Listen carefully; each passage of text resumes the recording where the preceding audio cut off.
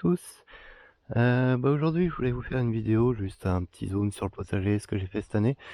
Bon, vous allez voir, hein, il y a des choses, on va dire, où j'ai pas eu le temps de m'occuper. Du coup, tout n'est pas top. Et puis il y a eu quelques petits déboires aussi. Alors je vais peut-être pas forcément rentrer dans tous les détails aujourd'hui. C'est juste pour faire un petit tour, un petit zoom sur la partie potagère de mon jardin. Et voilà. Donc c'est parti, on y va. On va faire une petite balade ensemble. Alors par quoi on va commencer? Ici j'ai mis des petites betteraves. Il y a voilà, ça pousse bien. Par contre les betteraves, il n'y a pas de souci. Par contre là j'ai mis de l'amarante. L'amarante, mais cette année je sais pas, je la trouve un peu curieuse. Ça fait plusieurs années que je la cultive, mais j'ai l'impression qu'elle est pas comme d'habitude. On verra, on va voir, mais voilà, je trouve qu'elle pousse un peu bizarrement. J'ai testé la roche cette année. Jolie plante, je trouve. On en a déjà consommé un peu, c'est pas mauvais. Je n'avais jamais fait cette plante. Et en dessous, alors des carottes. Des carottes un petit peu éparpillées, c'est pas non plus top au niveau du semis. À savoir que j'ai essayé cette année de faire des carottes. Alors l'année dernière, c'était pas un grand succès non plus.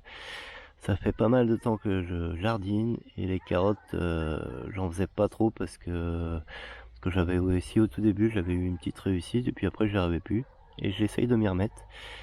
Et c'est pas une très grande réussite, hein. Je me suis repris à 2, 3 fois même je crois cette année, tout ça pour ce résultat.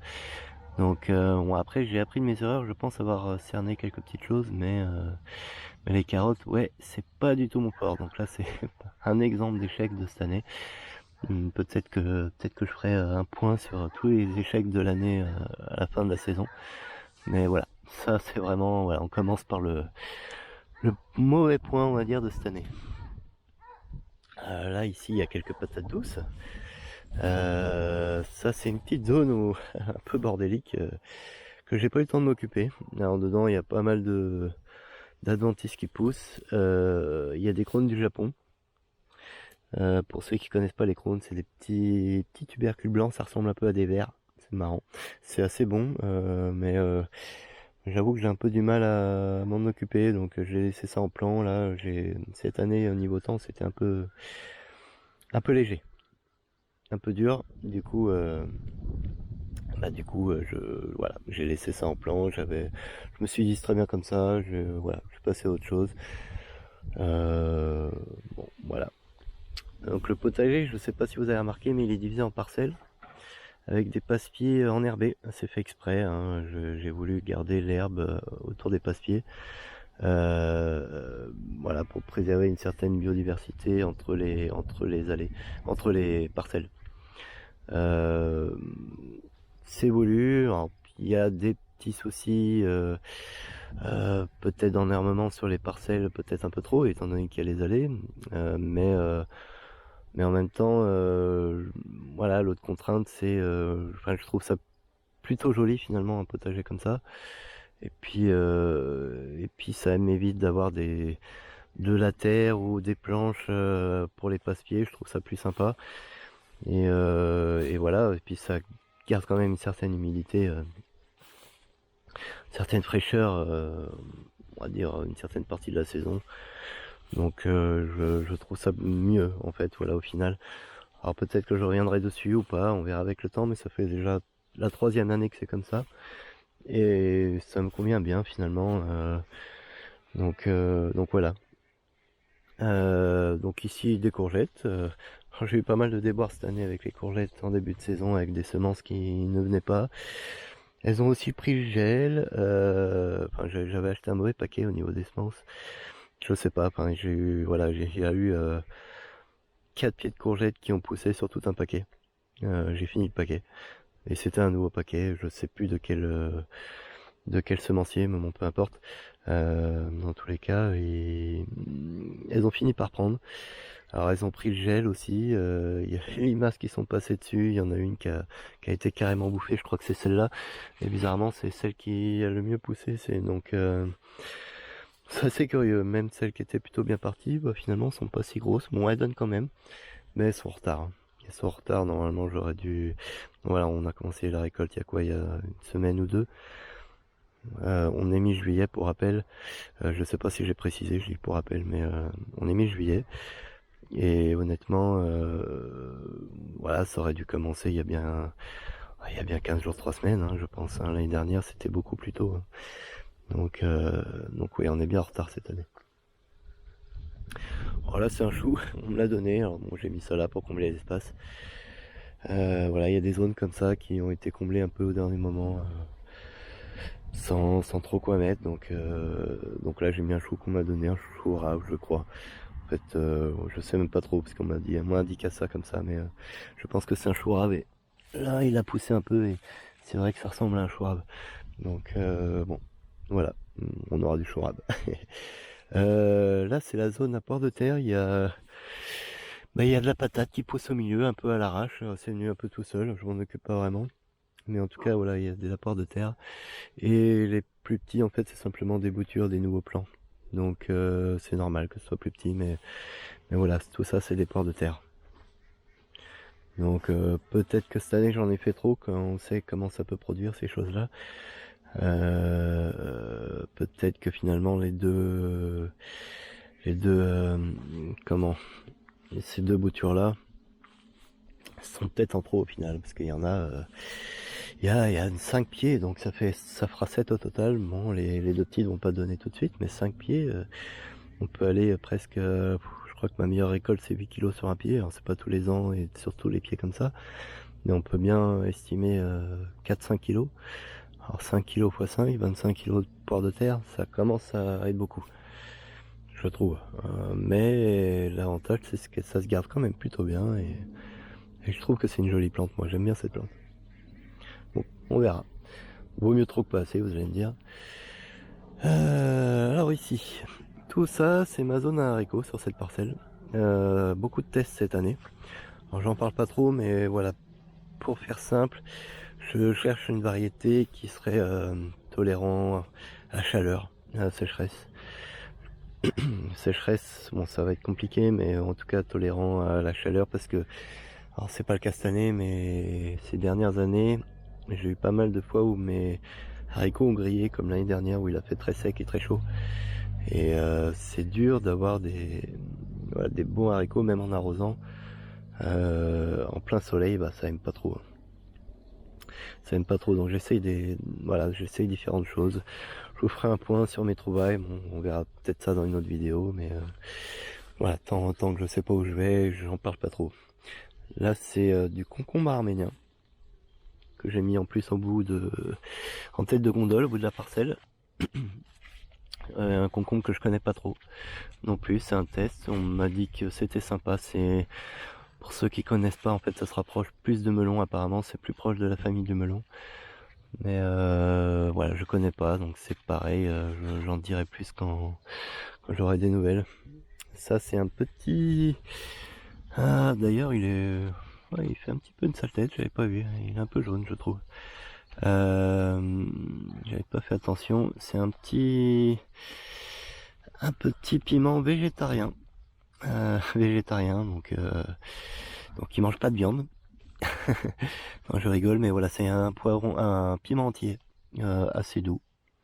Voilà, je vous laisse vous renseigner là-dessus, mais c'est un piment assez sympa. Alors, ça fait plusieurs années que j'essaye, c'est pas évident à faire sous nos latitudes. Là,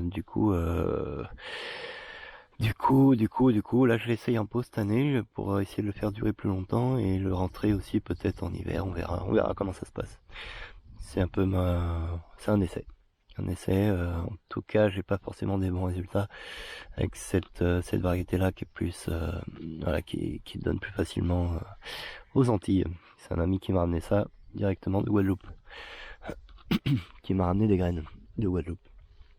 Du coup, voilà, on va voir.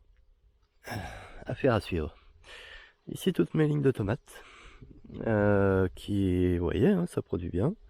Il n'y a pas trop de soucis. Il y a eu quelques plants malades quand même. Alors malade, faut savoir par chez nous, voilà, ça enchaîne un peu boue humide aux alentours de 20 degrés plus ou moins. On va dire que ça varie entre, là même il n'y a pas si longtemps on a eu du 12 degrés la nuit.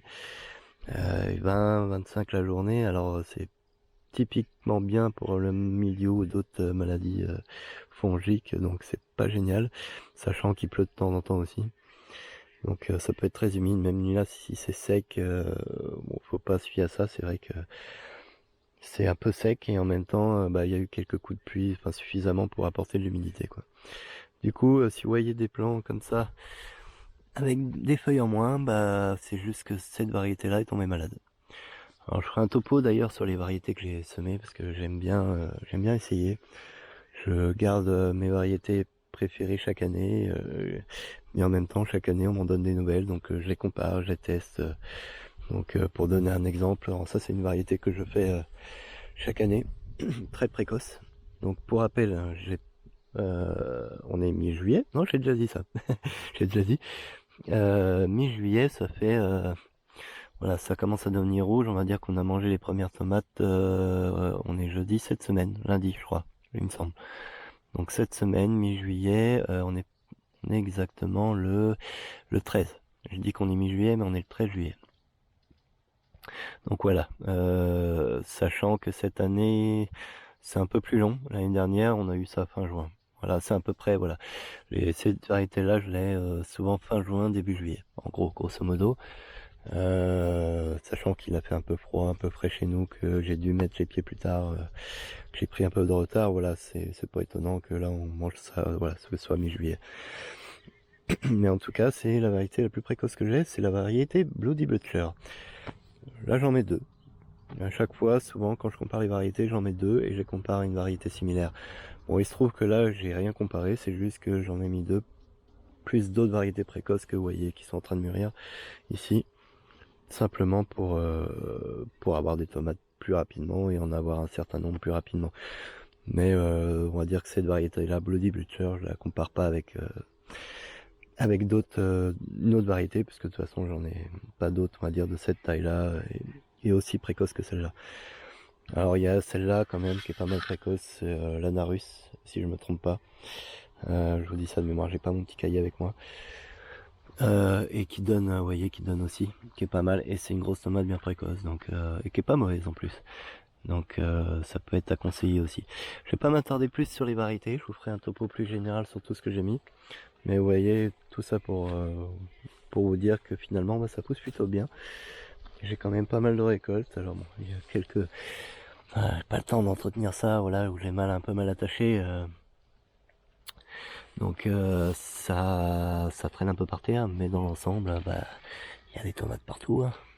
Il y a des tomates bien partout, bien présentes. Voilà. Tomates bien partout. Je vais en face pour vous dire qu'il y a deux lignes comme ça. Il y a environ, si je me trompe pas, il y a 7... il y a 12 mètres à peu près de tomates. 12 mètres linéaires. Mélangés à des choux raves. Donc ça c'est les choux raves que j'ai fait. Un peu qui sont en retard, très en retard. Je les ai mis bien trop tard. Donc voilà, ils en sont là. Donc voilà pour les tomates. Belle variété là, belle variété bien noire. On verra ce que ça donne. Une variété qu'on m'a donnée. Bon, j'en dis pas plus. Petite tomate cerise aussi, un peu en vrac, dans son grillage. Alors ici, des patates douces avec des salades que je comptais récolter avant que les patates douces commencent à bien se prendre la place. Elles sont très rapidement montées en graines parce qu'il a beau avoir fait froid. Il a fait aussi chaud par moment, fin mai je crois, début juin. Donc chaud, froid, enfin les tomates aiment les salades aiment pas, donc voilà, elles ont été un peu stressées, du coup elles montent en fleurs. Moi elles ont été belles quand même, hein, quand on voit la taille, elles sont belles, c'est dommage, on n'a pas pu en profiter très longtemps. Et puis là elles commencent à devenir amères, donc bon, on en mange encore un peu, mais c'est vraiment la fin. Hein. Surtout quand on voit de l'état de certaines. Voilà. En bout là, un petit peu à l'arrache, le long de la clôture du voisin, des blettes. J'avais tout un tas de blettes, je savais pas trop quoi faire de cette zone. J'ai mis des blettes un peu partout. Donc voilà, pas grand chose à dire de plus. Une brouette. Haha, une brouette. Encore une autre zone de patates douces. Alors le terrain, je l'ai nettoyé récemment, j'ai tondu. J'ai refait des zones parcelles, j'ai désherbé parce que avant la vidéo, parce que c'était vraiment l'anarchie, hein. Quand je vous dis que j'avais pas le temps, c'était bah voilà, j'avais des herbes hautes, aussi hautes que les oignons qui sont là. En gros, tout le long, dans les passe-pieds. Alors peut-être pas partout, mais presque. Bon, un peu moins enherbé dans les parcelles parce que vous voyez, je paille, je fais pas mal de choses pour éviter ça, mais c'était quand même enherbé. Des salades qui sont encore bonnes, qui elles n'ont pas trop monté, mais je pense que ça ne va pas tarder. Des aubergines, alors cette année, en réussite, elles sont longues à venir. Elles n'ont pas poussé de fou. Alors par chez nous, c'est pas une grande réussite les aubergines. Hein. L'année dernière, j'ai réussi à en avoir pas mal, mais c'était un plan F1. Là, c'est des semences que j'ai faites moi-même, des variétés traditionnelles, on va dire. Mais c'est pas, voilà, c'est pas génial. Donc moi, je pense que les futures années, je prendrai du F1. J'en profite pour enlever. Qu'est-ce que c'est que ça? Hop. Oh, une adventice qui gêne un peu. Bon, bref, des concombres qui poussent pas vite, non plus, mais qui donnent quand même. On en a mangé un peu. Et puis de toute façon, on n'est pas, voilà, on court pas après, mais on en mange de temps en temps. Voilà, il y a quand même pas mal de concombres qui arrivent. Donc c'est bien. Un autre pied de concombre, des tomates spontanées qui sont venues là, parce que les tomates étaient là l'année dernière. Alors j'en ai enlevé plein. Hein. J'en ai enlevé plein. Ça me sert de paillage. Et il y a même des tomates qui poussent là, pas qui poussaient parce que je les ai arrachées, mais qui commençaient à venir, mais bon, ça prenait trop de place, alors j'en ai laissé un peu, mais si ça prend trop de place, je les couperai, je les arracherai. Alors ça, c'est le bordel. Pardon, excusez-moi de l'expression. C'est le bazar. Il y a du kénopode qui pousse au milieu, mais en fait, à la base, il y avait des pois gourmands. Je n'ai pas eu le temps de m'en occuper, j'ai laissé ça en l'état, j'ai laissé monter en graines pour récupérer les semences, mais vous voyez c'est tout sec. Hein. C'est tout sec, là on retrouve encore quelques pois, mais bon, il n'y a plus rien à manger en tout cas. Sur la même parcelle des fèves, qui sont complètement noires. Ils sont complètement noirs, tout sec, ah, elle est tombée, mais voilà, il n'y a plus grand chose, et puis les herbes qui poussent au milieu, donc voilà, il n'y a plus grand chose à dire là-dessus. Juste que tout est sec quoi. Ici de l'ail qui commence à arriver à la fin, qui devrait avoir un rendement relativement correct on va dire. Hein. Quand on regarde ce qui se passe là-dedans, voilà, on a des petites têtes d'ail sympathiques. Des laitues qui montent en graines, elles aussi. Voilà. Des aubergines qui sont un peu plus grandes. Alors je sais pas pourquoi celle-là pousse un peu mieux.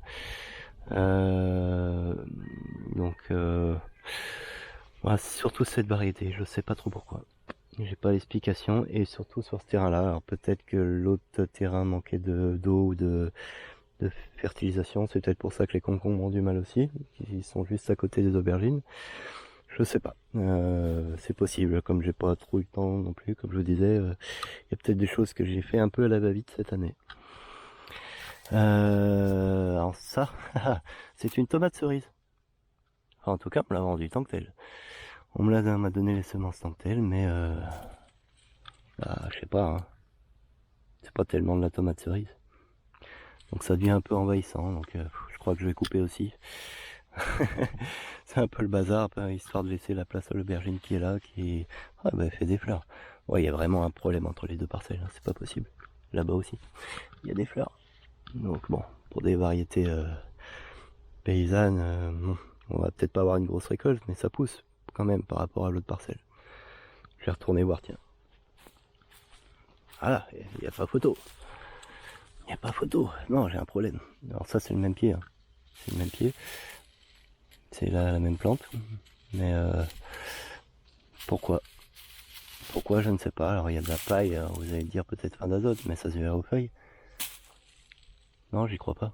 Et puis les salades poussent à peu près bien, elles sont plus en retard que les autres là-bas, mais je les ai mis bien après, donc c'est normal. Je ne sais pas. J'ai pas d'opinion, et puis fin d'azote, ça pousse tout seul. Donc non, je crois pas à la fin d'azote.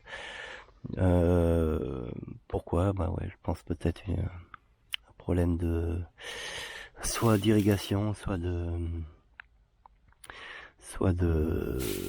nutriments. C'est possible, peut-être une terre pas assez riche, je ne sais pas. Bon, c'est pareil, hein, comme les concombres, c'est pas une culture, on en consomme un peu, mais voilà, on court pas après. Donc il y aura ce qu'il y aura, j'ai envie de dire. On va passer derrière le potager. Alors, le potager est situé derrière ce champ de maïs que vous voyez là. C'est un test. C'est un test. Là, on va aller voir mes zones de grande culture qui pour moi font quand même partie du potager. Hein. Ça reste des plantes potagères, donc c'est juste un espace ailleurs que le potager même. Que j'ai mis derrière le potager parce que ce sont des espèces que je vais vous présenter qui prennent de la place. Et en plus de ça, on va dire, j'ai élargi mon potager cette année pour faire quelques essais. Alors j'entrerai en détail sur ces zones-là dans une prochaine vidéo, mais en gros l'idée c'est d'éviter de devoir m'occuper de ces cultures-là. Donc en gros, je m'en occupe une fois en début de saison et après, je reviens pour la récolte. En gros, c'est ça l'idée. Je rentrerai en détail dans une autre vidéo. Juste pour vous présenter du coup rapidement, donc là c'est un champ de maïs. Alors ça c'est carrément un essai. J'ai déjà fait du maïs par le passé, mais on va dire que ça ne me convenait pas de mettre soit une petite parcelle de maïs comme je vous ai montré avant, ou simplement avoir le maïs ça se cultive en groupe, donc avoir un maïs par-ci par-là c'est pas génial pour la pollinisation, donc je voulais essayer en masse, et en même temps je fais des recherches ou en tout cas des tests pour des céréales pour savoir ce qui peut être plus viable pour un particulier comme moi, et savoir ce qui peut être sympa à faire sans trop se compliquer la vie, parce que c'est un peu le but de la chaîne, c'est essayer de pas trop se prendre la tête. C'est pas pour rien que j'ai intitulé la chaîne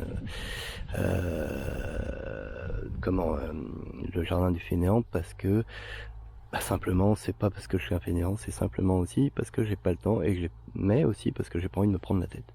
Mais le temps est une grosse raison du nom de la chaîne. Donc voilà, donc en gros essayer de faire le moins possible pour en avoir le plus possible. C'est pas évident, c'est pas toujours facile, tout n'est pas faisable comme ça, mais il y a des choses qui peuvent être faites quand même. Donc ça on verra. Vous verrez l'évolution un peu du potager, comment ça se passe, mes méthodes et tout, pour savoir comment j'arrive à gérer ça et ce qui est possible de faire ou pas. Donc ici un test de maïs, donc pas très concluant d'un point de vue travail parce que j'ai quand même passé beaucoup de temps pour la faire évoluer. Alors je recule un peu pour essayer de voir le tout dans son ensemble. Je sais pas si on voit tout, je vois pas très bien à la caméra. Là on arrive, vous avez peut-être pas une idée de la hauteur, mais on a des plants de 2,50 m, peut-être pour les plus hauts 3 mètres. Ça vous donne une idée. Alors sur les côtés un peu moins, ce qui est normal parce qu'ils sont proches de la verdure. Donc ceux-là sont petits. Et en fait l'herbe a tendance à aspirer toute l'eau qu'il y avait, donc ils sont plus petits, ils font un peu concurrence, donc c'est pas étonnant. Par contre ceux qui sont plus éloignés, vous voyez, ils sont beaucoup plus hauts comparé à celui-là qui est petit. Les autres là-haut sont tout là-haut. Oui, là-haut ils sont tout là-haut, normal. Voilà, et honnêtement je fais 1,80 m avec mon bras en plus. Je pense qu'on doit pas être loin du 2,50 m, et le petit bout qui est là dépasse. Et il y en a des plus hauts qui sont encore derrière. Donc ouais, je pense que pour certains on n'est pas loin des 3 mètres. Alors il y a des maïs qui vont encore plus haut que ça, hein, bien plus haut. Il y a rien de miraculeux là-dedans. Voilà, mais j'aime bien avoir des grands plants, c'est marrant. C'est marrant, j'aime bien avoir mon mini champ. Bon, il y a d'autres champs autour, hein, où les agriculteurs sont bien plus doués que ça. Mais là, je trouve ça marrant. Bon, j'ai passé un peu trop de temps là-dessus, donc peut-être que je le referai pas, ou en tout cas pas de cette manière-là. Mais bon, en tout cas, un test sympathique à faire cette année. Chose que j'ai oublié de dire, c'est que je n'avais plus de place pour mes haricots. J'ai voulu mettre des haricots tarbais aux côtés des maïs. C'est comme ça qu'ils font dans le sud apparemment. J'ai déjà mis des haricots auprès des maïs, ça marche très bien. Le souci, c'est que je les ai mis, ils étaient déjà très hauts. Donc le temps que les haricots poussent, en fait, ils sont tout le temps à l'ombre, quoi. Donc ils galèrent, là, voilà, ils ont soif. Honnêtement, de toute façon, alors ce que j'ai pas dit aussi, c'est des zones que j'évite d'arroser ou que j'arrose pas. C'est aussi le but, hein. Je plante une fois, je reviens à la récolte, donc je n'arrose pas. Je vais juste enlever le chardon qui est là, sans me piquer les doigts. Aïe, sale bête. Aïe aïe aïe. Du coup, voilà, le but c'est vraiment de pas s'en occuper et de pas arroser. Et ça c'est un défi. Bien sûr, un jardin, il faut de l'eau. Ne pas arroser, ça veut pas dire ne pas avoir d'eau. On est tous d'accord là-dessus. Donc, pour l'instant, le maïs, je l'ai pas arrosé, si ce n'est par les pluies naturelles. Et c'est vrai que il a plu un petit peu ici, quelques fois, pas forcément beaucoup, mais on va dire plus ou moins régulièrement, peut-être depuis mai, peut-être 2-3 fois. Il me semble une bonne pluie d'une nuit et sinon pas une nuit entière, mais une bonne pluie en tout cas pendant une nuit. Et une fois ou deux il a plu, mais un petit peu, on va dire que ça a mouillé la terre sur 5-10 cm quoi. C'était pas non plus énorme. Sachant que les endroits la plupart sont paillés, donc on va dire que le maïs est une exception là. J'ai voulu le faire de façon traditionnelle, alors que d'habitude je suis plus en sol vivant à pailler, à essayer de ramener la matière et éviter que le sol soit à nu, en tout cas au maximum, pour protéger le sol, hein, simplement. Si c'est pas par du paillage, c'est par les plantes. Donc là le sol est à l'ombre, c'est très bien. C'était pas du tout comme ça au début, hein, vous imaginez bien. Donc c'est pas, j'ai quand même dû travailler le sol, alors que j'évite de le travailler aussi, donc c'est pas, voilà, je trouve pas ça hyper satisfaisant. Bon, j'en parlerai plus dans une autre vidéo, parce que je suis en train de m'écarter des patates. Pour cette parcelle là, donc toutes les parcelles que je vous présente là font 25 mètres carrés, 5 sur 5. Donc les patates, alors je sais pas, voilà, vous allez me dire ça a une drôle de tête, c'est normal. Et je m'inquiète pas plus que ça en vrai. Il y a deux variétés différentes. La variété qui est vraiment une sale tête à gauche, c'est de la Charlotte si je me trompe pas, qui est tombée malade. Et en plus, qui est tombée malade.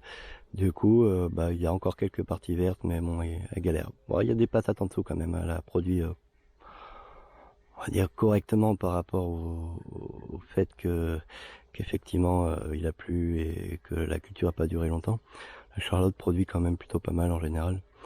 Donc voilà. On en mange depuis peu, depuis peu. Ça fait un mois qu'on en mange à peu près. À peu près. Du coup, oui, on n'est pas, voilà, ça fait son affaire. On verra, je vous en dirai plus sur la méthode et aussi sur le résultat à la fin, parce que bon, là, il y en a encore beaucoup en terre, donc je suis incapable de dire combien il y a exactement. Et il y a une deuxième variété qui elle est toute verte, vous voyez, qui tombe pas malade. Alors ça, j'en parlerai aussi plus, mais à savoir qu'elle produit énormément aussi. Donc vous voyez là, j'en parle tout de suite parce que c'est voilà, c'est sous vos yeux. Une variété qui est plus sensible et plus classique, qui tombe malade. Une deuxième qui n'a aucun problème. Donc si vous voulez en savoir plus, suivez les prochaines vidéos parce que j'en parlerai et c'est assez intéressant d'avoir au moins deux variétés. Si jamais il pleut comme là j'ai eu cette année, on a eu cette année, du coup si les plantes tombent malades, les pommes de terre tombent malades, et il y a au moins une variété qui survit. Et inversement, je vous expliquerai pourquoi je fais de la Charlotte aussi qui est plus sensible. Donc c'est bien d'assurer ses arrières en fait, tout simplement. Ce qui permet d'avoir un minimum de patates ou un minimum de récolte à la fin de la saison. Et je ne serai pas des pots de patates, même si derrière c'est tombé malade, et on sera satisfait quand même. Donc c'est pour ça que je m'inquiète pas. Affaire à suivre. Et ici ma petite forêt de courges. Alors il y a un peu de tout, de courges, butternut, potiron, potimarron. Cette année j'ai mis un peu tout. Voilà, c'est pareil, j'en parlerai un peu plus, mais il y a de quoi faire. J'ai fait un tour dedans Enfin, en tout cas, j'ai été voir dedans. Il y a ce qu'il faut. Là, on en a un beau là déjà. Voilà, pour vous donner une idée. Voilà, et puis ça continue à pousser. Hein. Des petites un peu partout. Voilà, alors comme les courges, c'est pareil, j'ai eu quelques déboires avec certains plants qui n'ont pas voulu germer. On peut pas tout avoir chaque année. Du coup, j'ai mis de la pastèque que j'avais fait. Alors c'était des vieilles graines.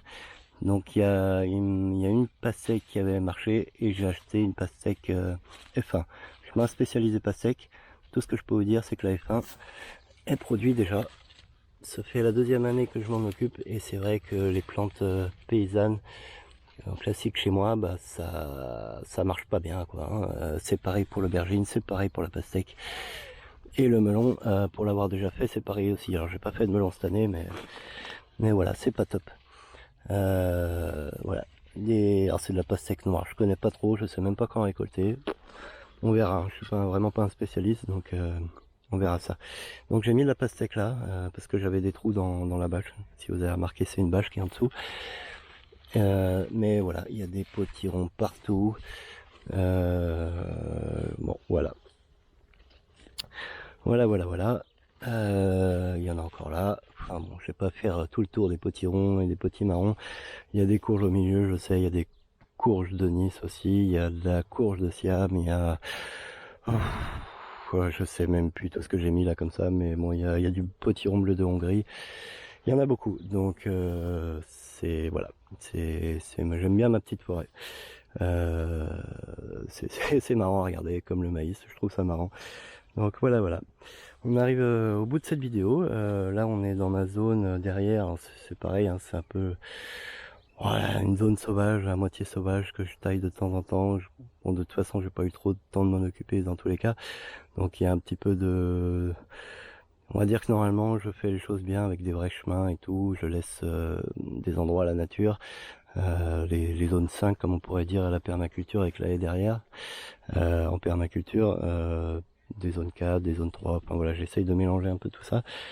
Et la nature me le rend bien parce qu'il y a plein de biodiversité ici. Mais on est quand même dans une zone où la diversité a été un peu protégée. Donc c'est assez sympathique.